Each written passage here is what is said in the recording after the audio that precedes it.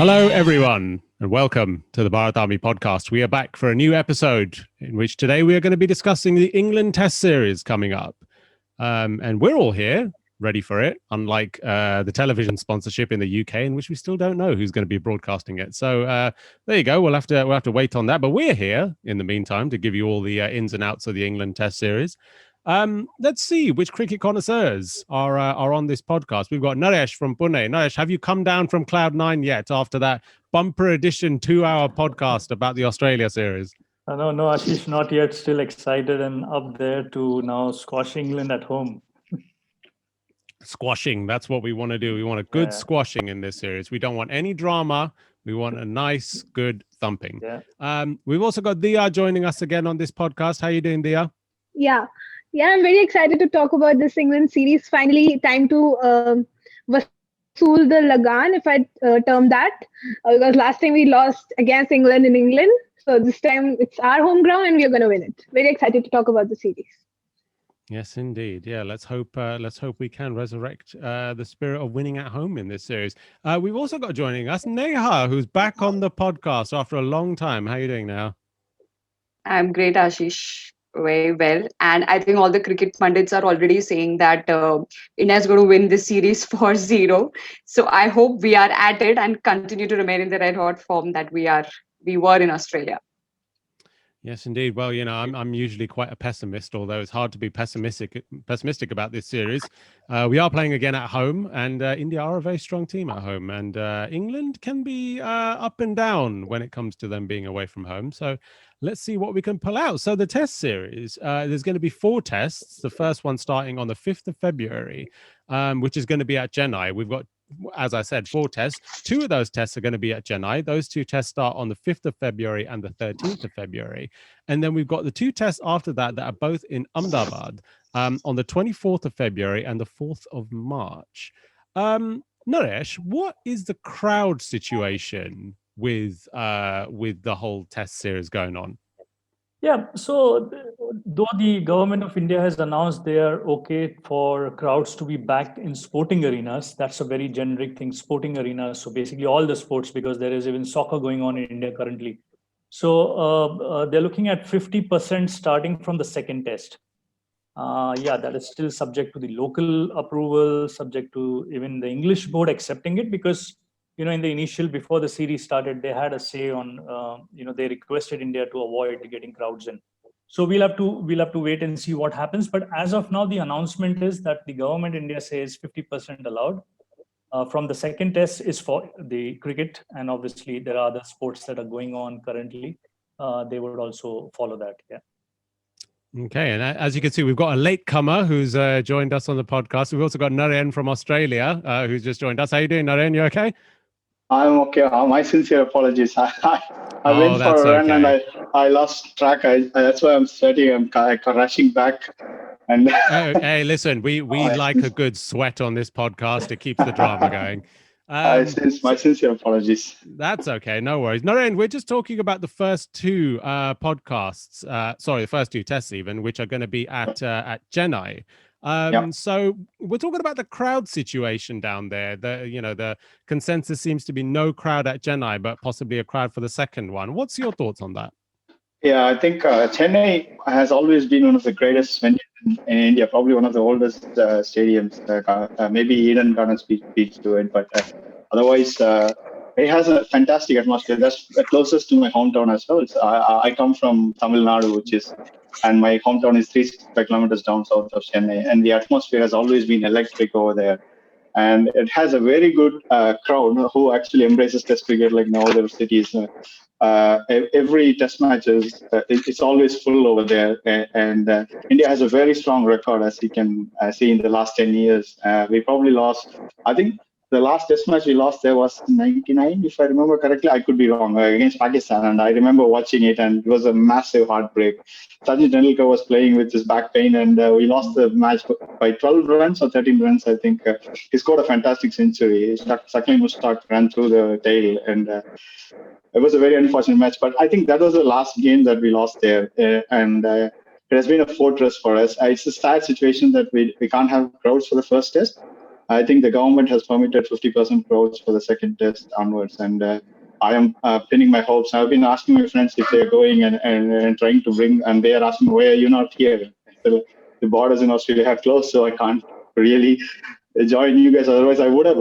And but anyway, let's fingers crossed for the second test. I mean, TNCA secretary has already said, like, we are working on war footing to make that possible if the government allows it. Originally, there were reports that said that it was the English team which requested no crowds, but I don't know what the actual official status are from them, to be honest, and they haven't released anything on that front. So, but the government has permitted, so hopefully there will be crowds for the second test.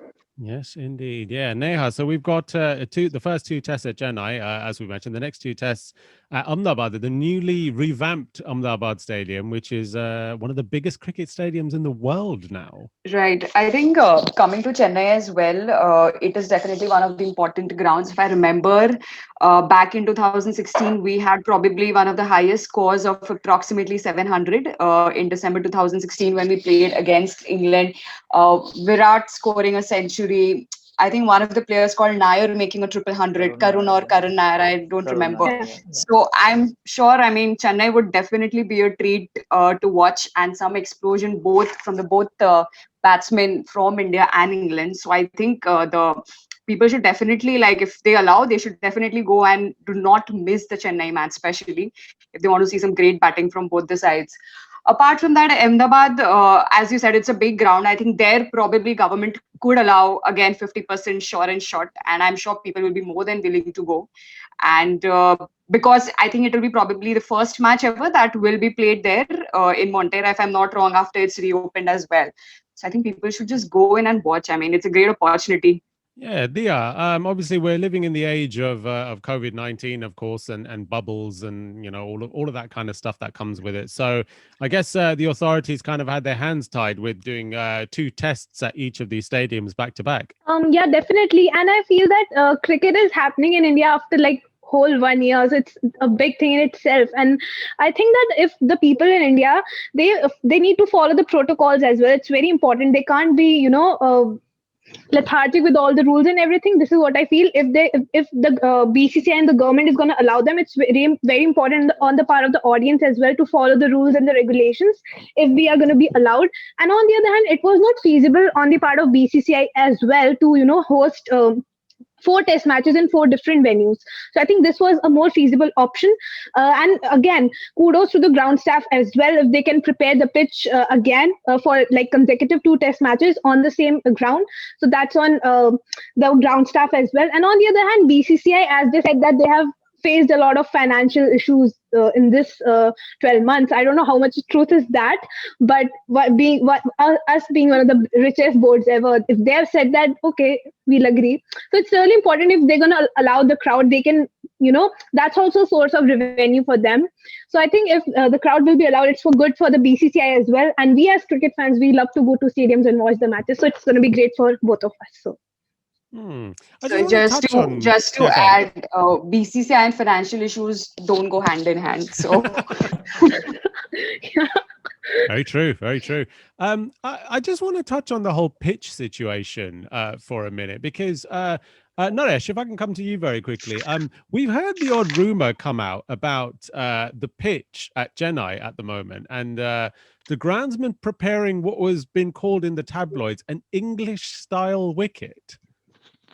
Definitely little grass, and this is something which is happening across the country, Ashish. They want to raise the standard of the pitches in India. We want to see a good 4 to 5 days of test cricket, and as Dia mentioned, they're going to play back-to-back test cricket in the same venue. They need to have the pitch that will hold on for you can say 10 days. Though I think the square in Chennai has about 4 or 5 pitches. So, but yeah, even Ahmedabad, I closely followed the Syed Mushtaq Ali after the quarterfinals, or rather from the quarterfinals. There is dead grass on the pitch. But if you see the final, in a T20, Dinesh Karthik played 4 spinners in the final, and they won the game.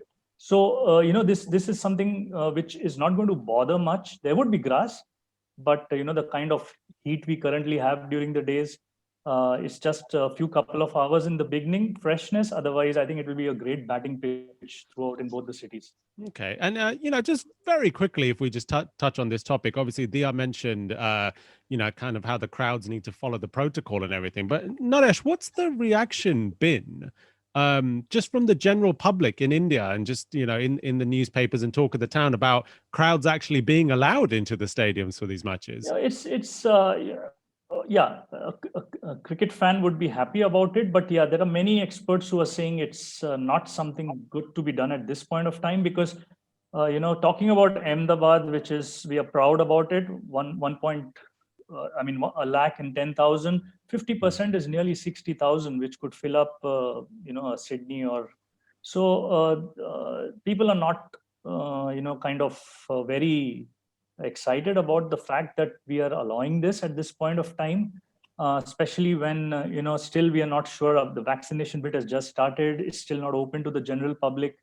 The BCCI rather is back end working with the government to have the players ready for IPL with vaccination. So all these things are going on at the back end, but yeah, it's not something which people are very excited about. There are apprehensions, and especially what happens in Australia and UK. There's a lot of contactless environment of ticketing also. Everything is happening on the web, e-tickets and all. That's not the culture in India. There are box offices, there are windows where people queue up to buy tickets. So how they're going to get that done, that's going to be a bit of a concern.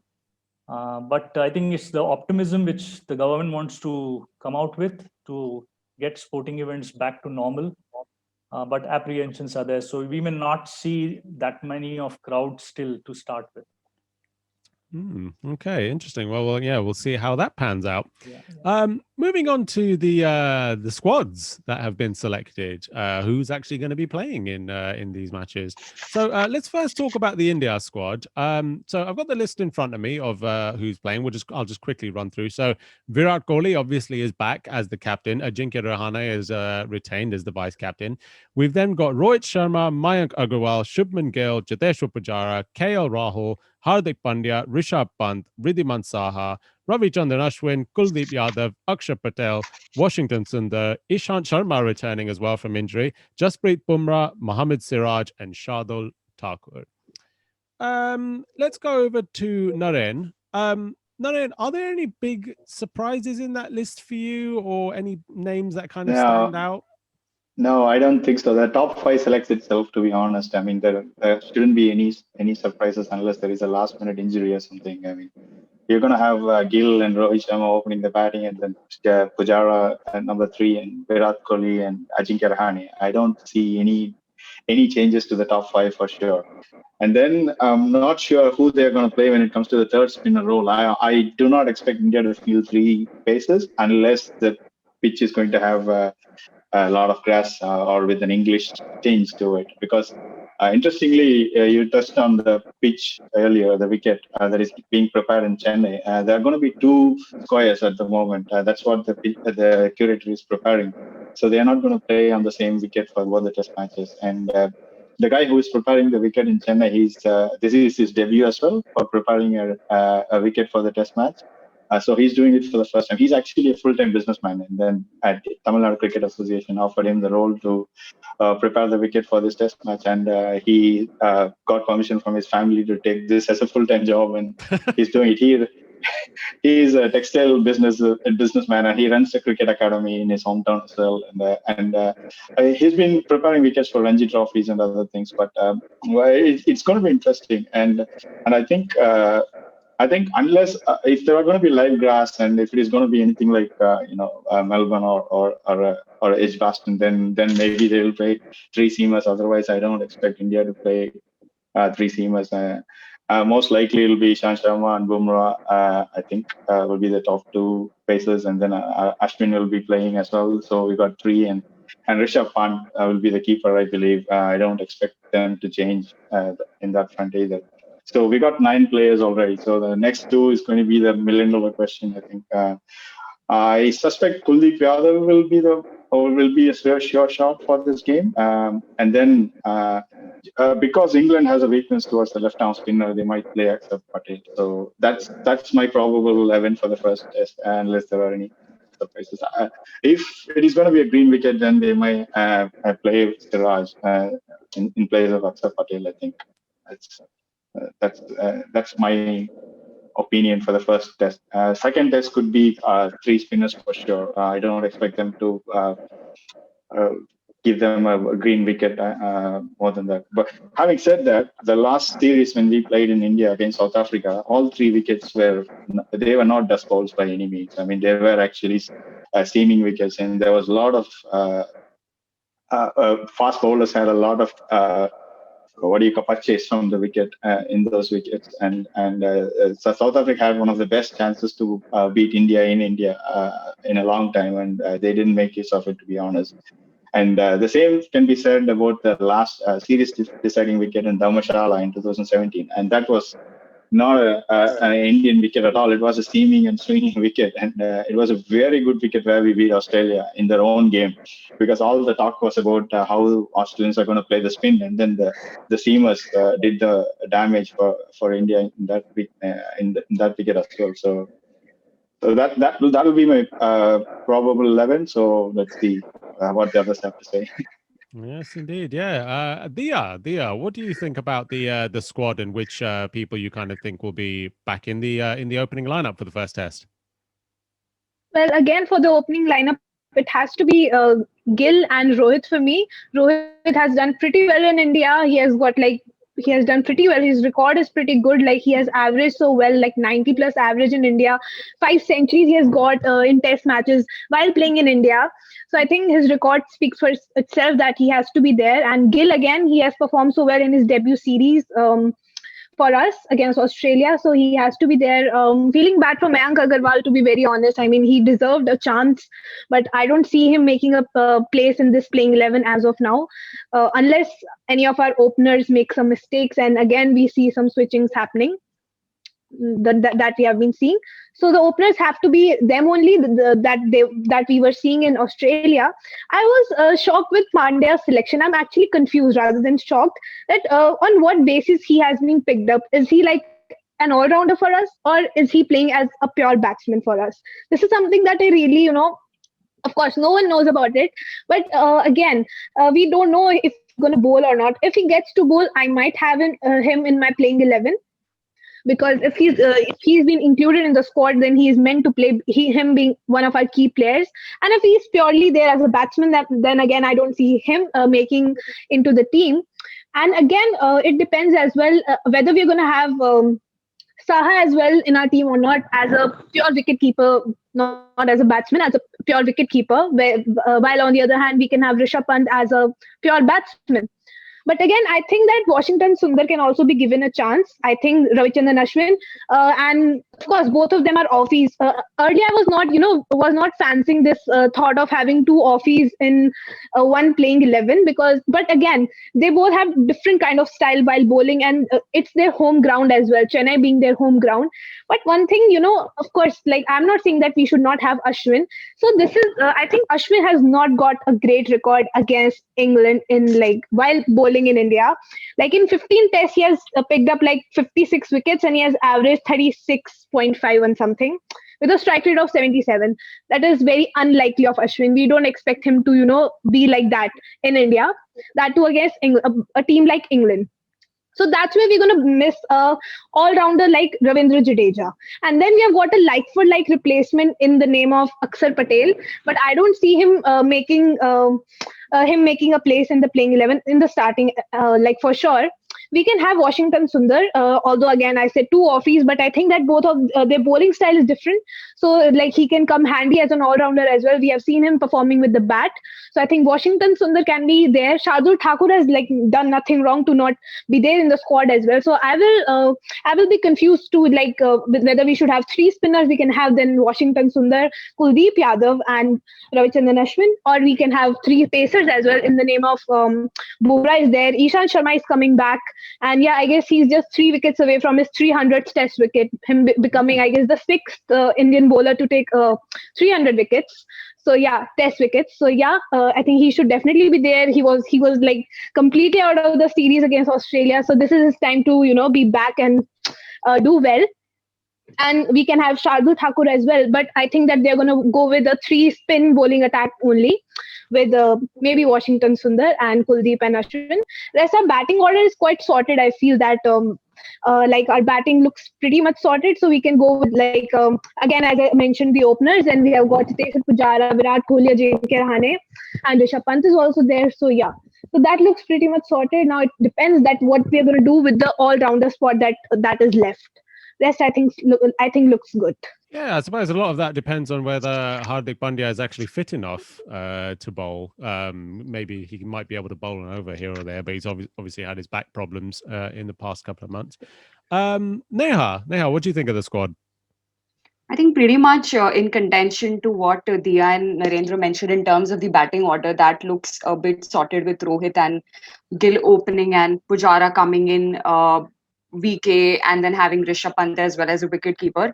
I think with Rohit Sharma, yes, he's had good records here in India, but I think he hasn't has that level of success as he has in ODIs in Test as well. So I feel, and because I feel I want Sharma to really perform this series, I want like a Sharma show in this particular entire series. Probably needs to curb his natural attacking game for a while, settle down in the pitch for say 30 minutes, and then probably start playing his natural game. For example, in ODI, as we say, that if Rohit Sharma is there on the pitch for 10 overs, then after that he can literally go and attack and destroy the opposition. So maybe I want to see more of that, want to see him settle more in the pitch and play for a longer time.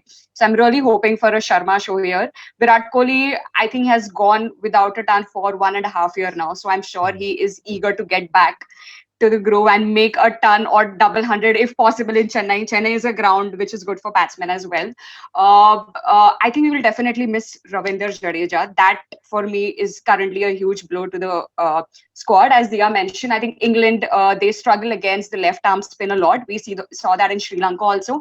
I think it was Lasith who is the left arm spin in Sri Lanka, and England team clearly struggled against him. So that is one loss that I think might impact. I think Jadeja would have been lethal in Chennai. Like it would have been completely his show. Again, not sure if Akshar completely could replace him at the moment in terms of that attack. He's comparatively new. But I think we will probably go with 3 spinners and 2 pacers in the form of Ishant is obviously back, Bumrah is back, Kuldeep is there. Washi can come in as a handy batsman also. We've all known and we've all seen that in Australia as well. In terms of Ashwin, I think with Jadeja not there, he could probably be a good balance in terms of an all-rounder as well. We've seen that in Australia. And probably he doesn't have a decent average in terms of wicket taking or bowling with England. But he is, if we compare India, England, he comes in the top 5 run getters for India. So that could probably be one addition. He could take on that extra added responsibility, which we don't have currently, and fill in Jadeja's vacuum. But had Jadeja been here, it would have been a superb squad, I think. And Hardik Pandya, I don't see, as there has been doubts whether he is in for a middle order batsman or is he in for an all-rounder, but he's not going to bowl. So not sure where his fitment lies entirely. But otherwise, the batting seems sorted. In bowling, there could be a few changes here and there. But I would also feel if the newcomers, not the newcomers, but people who performed well in Australia, like Shardul or Siraj, gets a chance somehow. Looks difficult with Bumrah and Ishant now back into the squad. But maybe somewhere if they can get a chance. Yeah, still no love for Mayank Agarwal. I can't even say that without laughing on this podcast because we love talking about Mayank Agarwal. I'm missing Ashan. Is it Ashan? Ahan, yeah. Ahan is our man, yeah. I was hoping for him to turn up and fight for Mayank Agarwal, to be honest. Yeah. Yes, indeed. Yeah. Well, who knows? He may be able to get back in the squad if he can impress Shastri. He's got Bradman's average in India. So I think he averages 120 or something in India. So it is a shame that he can't find a place in the squad, but that's tough. I mean, it's a good problem to have for India, I guess. So. Yes, indeed. Yeah. Naresh, what do you think about this squad? Yeah, so for me, Kuldeep is a definite start. Left arm bowler. He's got some good number of wickets at home, and unfortunately could not feature in any test in Australia. And with Jadeja unfit, they would want to start with Kuldeep. But I think both the teams would look at a 3-2 combination, maybe two spinners and three pacers, depending on what they feel on Thursday morning. In my squad, as everyone was saying, Hardik Pandya, if he's bowling fit, he walks into the side. But in case he's not 100%, he doesn't get a place. But the top six is well settled with Kohli coming in at 4. Definitely that makes a very, very good middle order. And Rishabh Pant plays as a batsman who can keep. So, Ashwin. And then, one position still is left, whether they want to play a spinner or an all-rounder in Shardul or Washington Sundar. Ishant, and surprisingly, Bumrah will make his test debut in India. He's not played test match in India at all. So, so it's good to have Ishant back with his experience in this bowling attack. So one position depends whether a third spinner or mostly it's going to be Siraj or Shardul Thakur. For me, that's going to be the 11. But as you were mentioning, Mayank unfortunately would be given more time to settle down with all the technical issues that he needs to sort. And Gill and Rohit, probably if they continue what they did in the last 2 tests in Australia, maybe we can see a long partnership coming up soon. But things in Ahmedabad, the first test with pink ball could be a little different. We'll have to look at how the batsmen do in the first 2 sets, 2 test matches to decide for pink ball if we want to get in an extra batsman in between. Yes, indeed. Yeah, pretty settled India squad, really. I think we can kind of all attest to. Let's stick with Naresh for the time being, because of course we haven't talked about the opposition yet, and we are of course playing an England team who are fresh off beating Sri Lanka at home. However, all due respect to Sri Lanka, but they are a team in transition at the moment. But this is the squad. This is the England squad, if I can quickly just run through them. So Joe Root, of course, is their captain. We then have Moeen Ali, Dom Bess, Stuart Broad, Rory Burns, Joss Butler, Zach Crawley, Ben Folkes, Dan Lawrence, Jack Leach, Ben Stokes, Ollie Stone, Dom Sibley, Chris Wokes, Jofra Archer, and James Anderson. So, pretty much the usual suspects there for England, really. Naresh, what do you make of that squad? It actually did, what we saw in Sri Lanka. I think the top 3 are quite new to subcontinent conditions. But besides that, it's a wonderful side. If you start from number 4 with Joe Root, Butler available for the first test, so definitely is going to play. Coming in at 5, and then Ben Stokes is back at 6. Moeen Ali unfortunately missed out Sri Lanka purely because he tested positive, so he had to be quarantined. But he was with the squad, so Moeen Ali had a wonderful last tour to India. He and Joe Root were the top scorers last time. He had 200s, Moeen Ali, so he definitely comes in. So Ben Stokes and Moeen Ali at 6, 7 as all rounders, and then. What's going to be interesting is whether they will play Broad and Anderson together. We didn't see that in Sri Lanka. But as you said, it's a different opponent. India is very dominant at home. They may want to start right away with Broad and Anderson together or keep them for the pink ball. And then how do they fit in Jofra Archer? You can't keep Archer and Ben Stokes out since the Ashes, So they also have issues of sorts, interesting issues of what kind of bowling attack they would like. Chris Wood played against Sri Lanka, but he's not in this side. You have Chris Wokes, I think. So they have to pick up whether they want to go in with 3 seamers. I think because of Moeen Ali coming in as an off spinner, they would play a left arm spinner in Jack Leach. I don't think they will play Dominic Bess. But they have been, practicing the sweep shot a lot. They did that in Sri Lanka.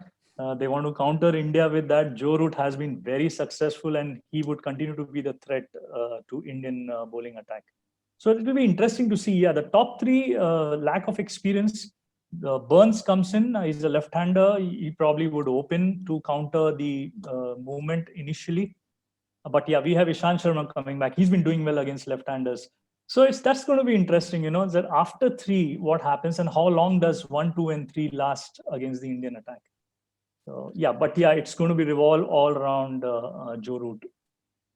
Yes, of course, and there's already the kind of friendly banter already starting over who's going to score more in this series out of Joe Root and Virat Kohli, and we will have to see. Yeah, and Virat would be definitely hungry. Joe Root has got hundreds in Sri Lanka, and including a double hundred. You had Kane Williamson get a double hundred. You have Steve Smith score 100 against India. So it's now Virat Kohli's turn for sure. It's his turn. It's his turn. Why not? Neha, what do you think about the England squad here?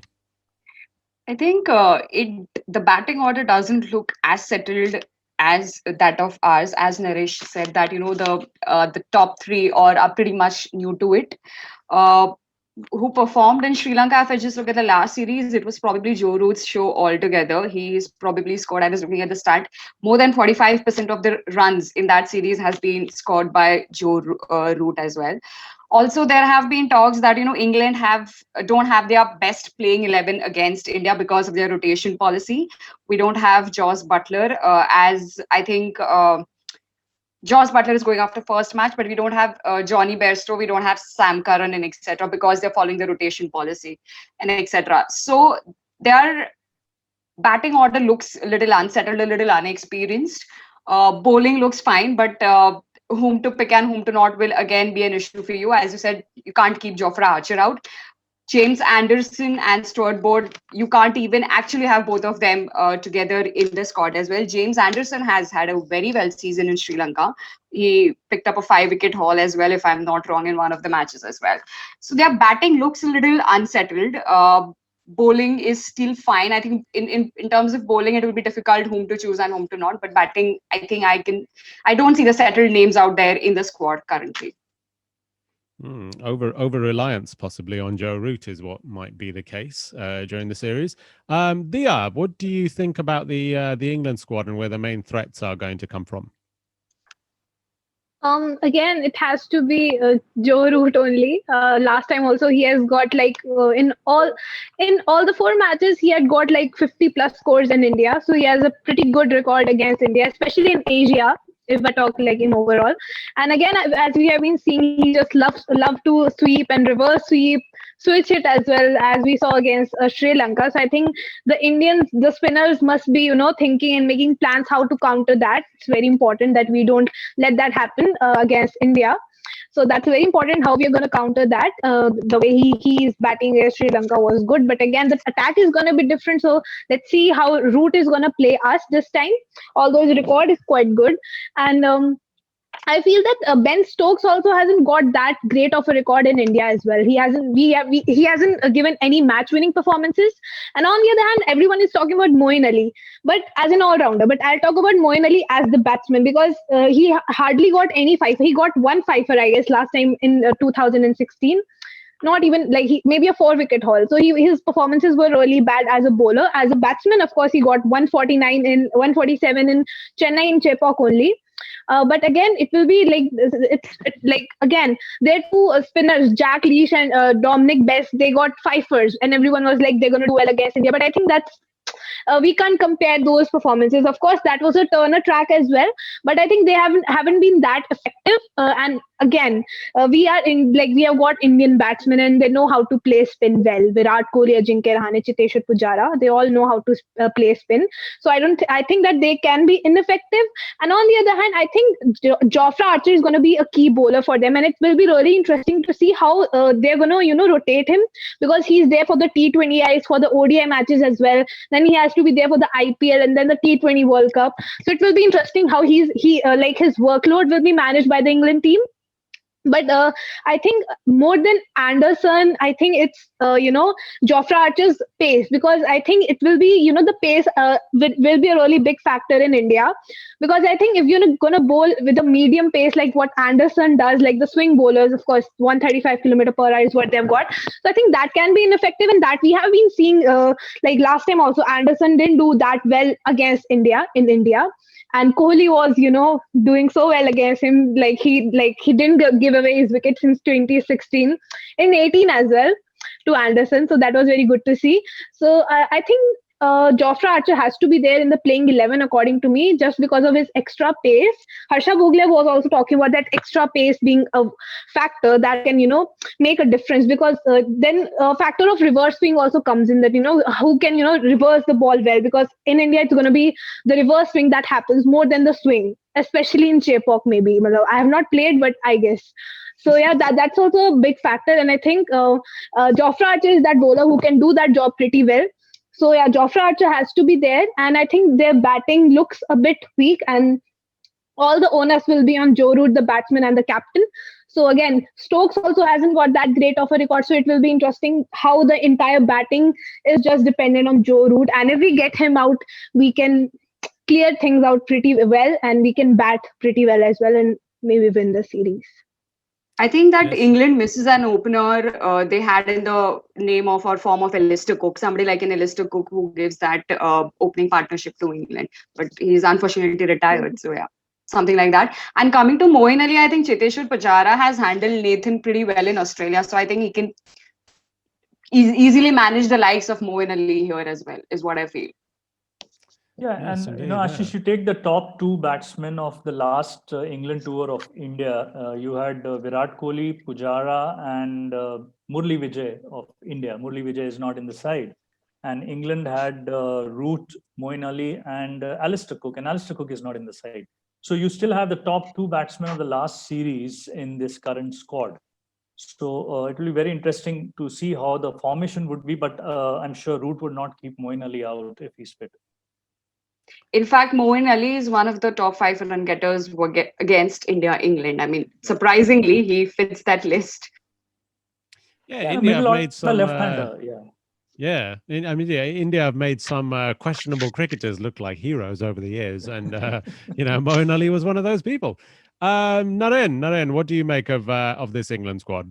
Yeah, I think the number one danger for India is Joe Root, unquestionably. I think, especially coming off the Sri Lankan series where he handled the spinners really well. I mean, Lasith Tembuldenia, the way he was bowling, he was beating the outside edge, inside edge, beating them in the air. But so Joe Root had so much time. I was watching the game.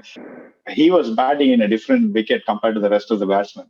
He had so much time. He was playing in the back foot, and it was super dangerous to go back for the balls that Lasith Tembuldenia was bowling. But he had all the time in the world to flick it or nudge it here and there for single. And before you blink your eye, he was 30 not out. I mean, like, what is happening here? No one realized he just scored 30 runs, and that's the way Joe Root operates. And like someone pointed out in the last Chennai test when they lost after Karan Nair scored the 300.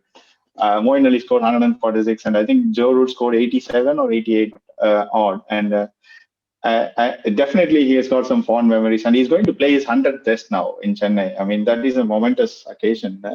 There are probably about 40 odd people in the world who has done that. So that itself is an amazing achievement to have that longevity. And he's 30. I mean, barely 30. He's just done. So, and he's got 8,000 odd runs. So you can't take him lightly. And this England team, even though they have a very poor record, you can't take them lightly. They have a very good depth, and I think Moeen Ali is a danger man as well. His batting average in India is 42 plus, and he strikes at 50. Strike rate is 50 when he's batting, and same goes with Josh Butler. Josh Butler is averaging at 38 or 40 odd, and same with Ben Stokes, 38. And all of them strike rate is around 50. So even Joe Root's average is exceptional, 53 in India, and he has played 6 matches, and that's an amazing average to have in India, especially all the English batsmen that we have seen who have struggled in the 90s as well, barring one series, which was in 2012 when Dia pointed out about Ashwin's record against England. It was that one series where his strike rate was 112 deliveries, I think. But he did correct that itself in the 2016 series. I mean, it come down to 50 odd, and in fact, 77 was his strike rate, I think, or 65, and his average was 30 in the second series, and he took a 12-wicket haul in Chennai for the match as well. 7 wickets in the first innings and 5 wickets in the second innings. So that was an amazing performance. I think that was his first test in Chepauk as well. So he's got fond memories of the ground, and he will be a real threat for them because he knows the condition like the back of his hand, and he has played his club cricket. He has played his school cricket sometimes as well. in Chepauk Stadium. So it'll be a massive threat for England to face Ashwin. And the openers are a bit scratchy. I don't believe Zach Crawley will open. I think it'll be Burns and Dom Sibley who will be opening, and Zach Crawley will slot in number 3, I think. And I don't have much confidence on the top 3 like the rest of the crowd here. I think Barnes is the only player who has played in subcontinent before this Sri Lanka series, and his average is 25 with the best of 59 against Sri Lanka in the last 3 tests that he played when they won the series last time around. He didn't play this time because of the paternity leave that he got.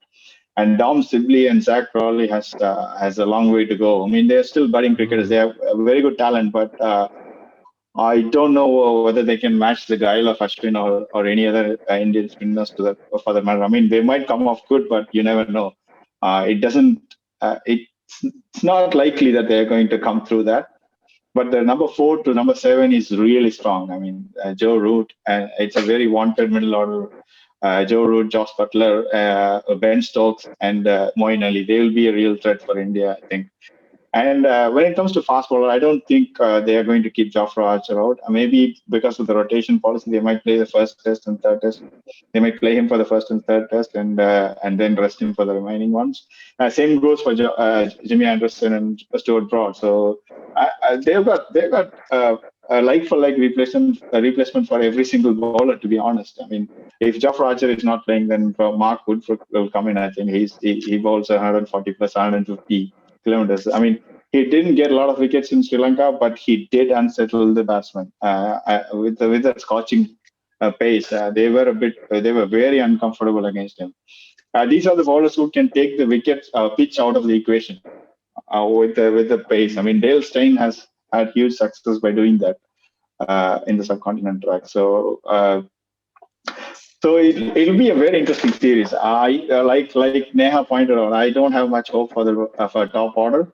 It's a very unsettled top order and a lot of unknowns there. But the middle order is really good. If they come through, then they'll be a real threat for the Indian bowlers, I think. Sorry, go. Yeah, sorry, go ahead. No, go ahead. Sorry. No, I was saying, having said that, it's also like a great opportunity for them to prove themselves on the subcontinent track. It might go other way also. We are just being too overconfident on it. By the look of it, it does look unsettled, but it's a great opportunity for them to prove themselves on the subcontinent tracks, which they couldn't in Sri Lanka. So they have another chance, and they are budding yet. So let's see. Correct. And Zach Crawley has scored a 257 in Test cricket. I mean, if he can score that much runs in a Test match, it doesn't matter who the opposition is. I mean, if you can stay as long as you can, that he has done in that game, he's got a talent. So we cannot take them lightly. We have to have plans for every single person. And Steve Shorts again will be the major threat for India, and that's how they won the 2012 as well. Kevin Peterson, the Mumbai innings that he played, I mean, unbelievable. And Jimmy Anderson, even though he didn't get a lot of wickets, I mean, I think he's got 26 wickets from 10 matches. And the strike rate differences are about 16 balls more that he has to bowl in India to get a wicket compared to his career average. But his economy rate is 2.8. So he will stifle the run rate, which will create pressure, and then they'll try to go for release shots on the other end. And that's how they lost the wickets to Graham Swan and Monty Panesar in the 2012 series. So Jimmy Anderson is always going to be a threat against India. So whether he gets the wickets or not, he's a wily old tiger who will come after you, ball after ball, and he'll be a mission. So it'll be interesting to see how batsmen play him, to be honest. Yes, indeed. Yeah. Well, I mean, I think just one more thing. Yeah, go on, Dia. Yeah. Yeah, I think there's one more batsman, Oli Pope. Like he wasn't there he's not available for the first 2 Test matches due to injury.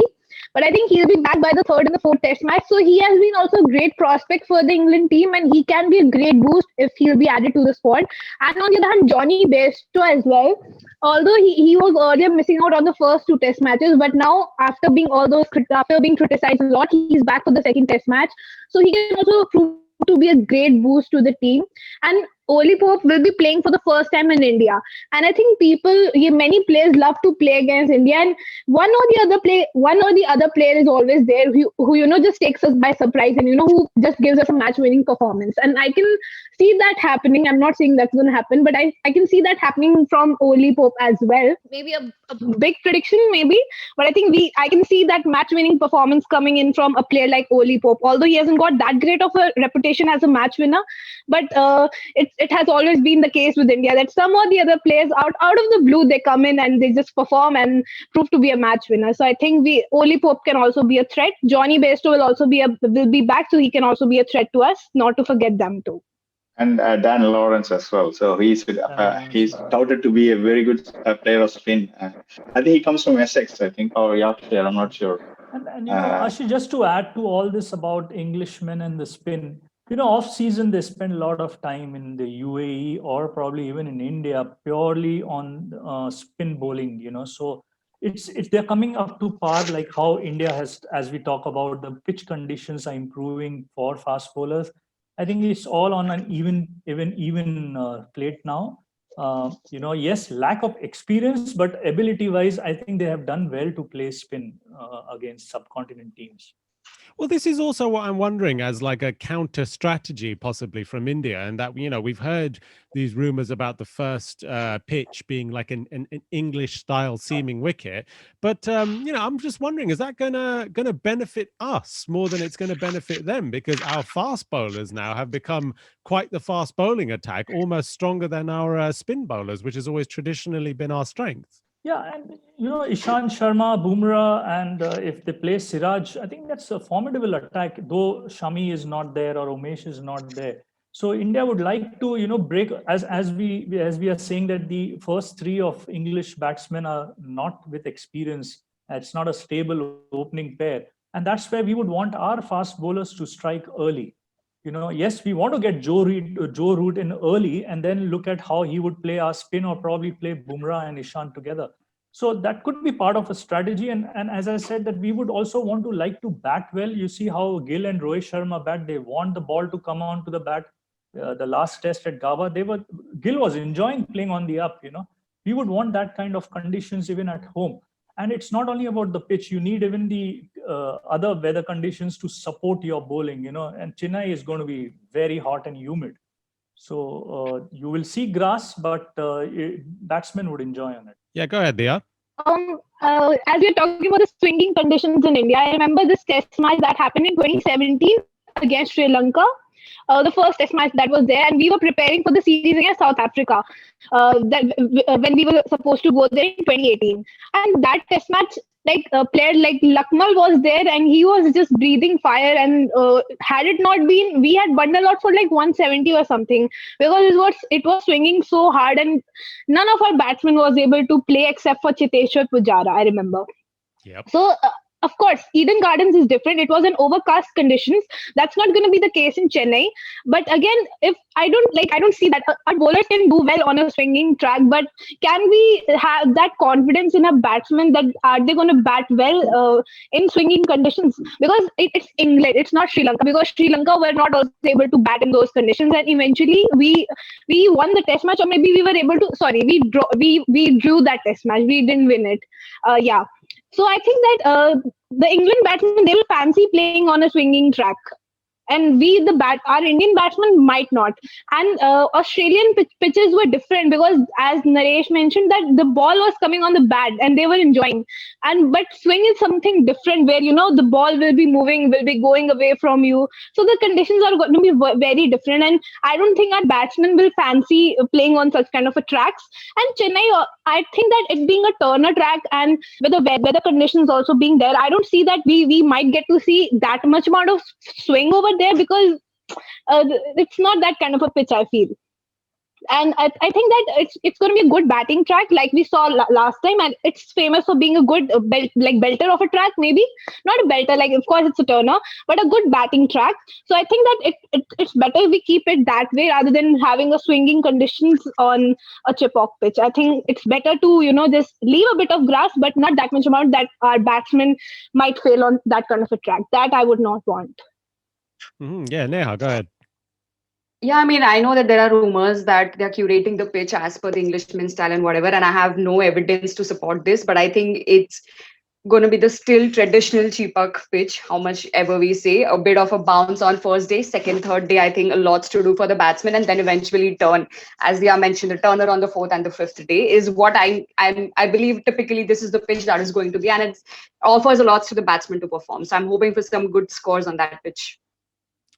Yes, indeed. Nothing but rumors here. Nothing but rumors. I think there is a bit of recency bias here because Chennai pitch traditionally used to be fast and bouncy.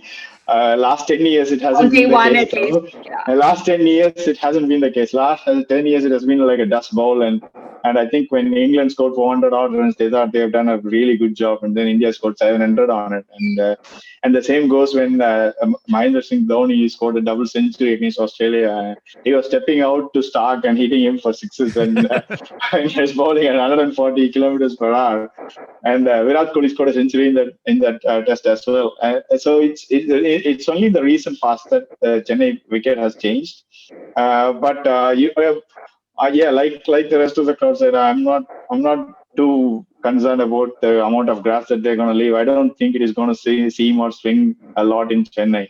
It may, on an occasion, an odd ball might swing, but having said that, I don't think any batsman in the world is comfortable against swinging conditions. I mean, including the English batsmen. Even the series that we lost against England last time back in England, and for 4-1, I think that was the final series result. And we drove more fall shots compared to the English bowlers, but we didn't get the wickets. So it doesn't mean that swinging conditions means it's going to be raining wickets. I mean, it depends on the luck as well. Unfortunately, we didn't get the wickets, but we draw more fall shots, and there were so many play and misses from the English batsmen, but we didn't get the wickets, unfortunately. And it was fine margins, to be honest, except for the last test. So yeah, it's up in the air, but I haven't got. I mean, I don't think it is going to steam or swing a lot like a traditional English wicket, to be honest. Also, interestingly, though Cheepak, if we talk about England or England playing in India, though Cheepak has like the room for the highest total, which is 759, it also has the lowest total as well, which was 83 back then in the early days. So it can get really interesting. It's a weird one. I mean, we had the tight test there too in 1986. Yeah, I mean, wow. Yeah, I think 83 was there only, if I'm not wrong, back then. Correct, yeah. But Ashish, one thing is that no team, including India, would want to bat last. That's No, very true. definitely Yeah, not. Not in Yeah, Chennai. yeah, Not in yeah. Chennai. Was it? I think Australia were cruising in the 2001 series, and Harbhajan Singh ran through them. Harbhajan Singh, I think it was a brilliant test. No one knows what happens on the Chennai's fifth day wicket, to be honest, and Yes, it'll be super indeed, hard yeah. for any team.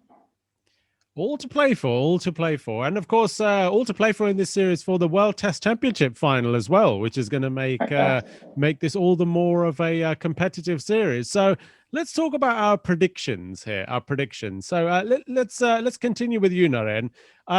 Obviously, all India fans in our heads, we think we're playing at home. We're damn near unbeatable at home, as I don't want to sound arrogant, but, you know, the record speaks for itself at home. You know, Michael Vaughan famously said that we're going to lose 4-0 in Australia. I don't want to do a Michael Vaughan and say we're going to win 4-0 here against England, because obviously, as they showed in 2012, they are capable of upsetting us down there. Most certainly. But having said that, coming off the Australia series that we just came off, and we're getting our best players back now, really, we should be aiming for like a 3-4-0 thumping victory, shouldn't we? That's the ideal situation, yes, but we can't take this English team lightly, because they have the bowling attack to take 20 wickets in every single test match. So I'm a stickler for predictions. So sorry, you won't get any answer from me on that. I'm just going to keep it there. It's going to be an even contest, and I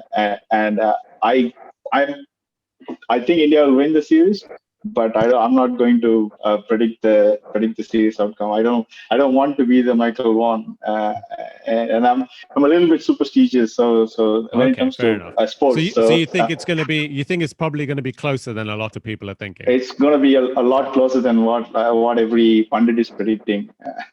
Okay. I'm happy if it is proven otherwise, though. Fair enough. Fair enough. Dia, your predictions for the series result? Well, after that Australia series, my entire algorithm about this thing has changed. That if you have your entire squad and strength, you're gonna win the series. It's your home. No, but anything can happen. Any team can be good at their own day if they have got the players and if they've got the great determination that we talk about. So I'm not gonna take the England team lightly, no matter how much weak their batting is. I think that anyone can fire on any day. I mean, cricket is like very unpredictable thing, so it's very difficult to predict. But I would say 2-3-0 for India. Fair enough. Fair enough. Neha, your prediction? Yeah, I think as you all are saying, we shouldn't be Australians and go with that ooze and overconfidence that, we are the best probably now. We've had a great season and underestimate the opponents like they do. No, we are not like that. We should treat them evenly. Really, let's not underestimate the opponents, how much unsettled their opening order or whatever is. Anybody can fire at any moment. We won at Gaba, so anything can happen. I know that India are best while they are in their home, but let's not take it too lightly and prepare for every step ahead. This can go other way around also, and I think I'm not sure in other countries, but in India typically it is, even if we win one match, of course they truly deserve to be here, but the media brings them here, and one loss they're down there. So, let's be even. Let's not go too over the board. Also, let's go with a calm mind and leave it to them. Though I know and probably I hope that India will definitely win the series, and we'll see India, New Zealand in the World Test Championship. But let's take it step by step. Let's not be overconfident about it. Yes, indeed. Yeah, Naresh, what's your prediction? I'll go with the 2-1 to India. I think the pink ball test would be the biggest challenge. We would see the best of Anderson and Broad in the pink ball test. That's what I feel. So yeah, I'll still go with 2-1 for India. Don't want it other way around because that's going to create a lot of havoc. Oh, tell me about it. As I mentioned, Kohli personally would take it as a challenge on proving in this series, not only with the bat, but also some good decision making on the field. But yeah, India definitely goes in with the upper hand, playing at home. So yeah, Yes, 2-1 for me. indeed. Yeah. 2-1. Okay. So the common prediction, all of us agrees that India is winning, beat whatever number. Oh yeah. Absolutely. Yeah, absolutely. Okay, Right. had we lost in Australia, would you still go with the same prediction? Yeah. It's just tough. It's let's be okay. Other thing to look at is England has had the best win record away from home, or rather in India. Any other touring team, England has a better record. So we need to even give some importance to that England do well in India. It's not, the end result like the 2016 tour was 4-0, but they had some good performances also. Alistair Cook, Root himself, Moeen Ali, Anderson and Broad. I think they played only 3 tests. They didn't play all the 5, but they got the wickets. So and Adil Rashid was the best spinner, but he's not in the squad. Yes, I think- indeed. Yeah. I think I I'm think absolutely Broad- going to miss Alistair Cook in this series. He was one of my favorites, though he's not from the Indian squad, but I'm definitely going to miss watching him play. Yes, indeed. Right. Well, with that, everybody, our time is up on this Test series preview for India versus England back home for the India team. My prediction: I'm going for 4-0. Why not? I'll stick my neck out on the line. And the one thing I'm looking forward to more than anything else is seeing what excuses James Anderson makes this time when Virat Kohli smashes him around the park in all 4 tests. So thank you very much for joining us, everybody. Let us know your predictions at the Bharat Army on Twitter, Facebook, and all of our usual social medias. And let us know what you think about this series. And with that, we will see you all on the next podcast. Jai Hind.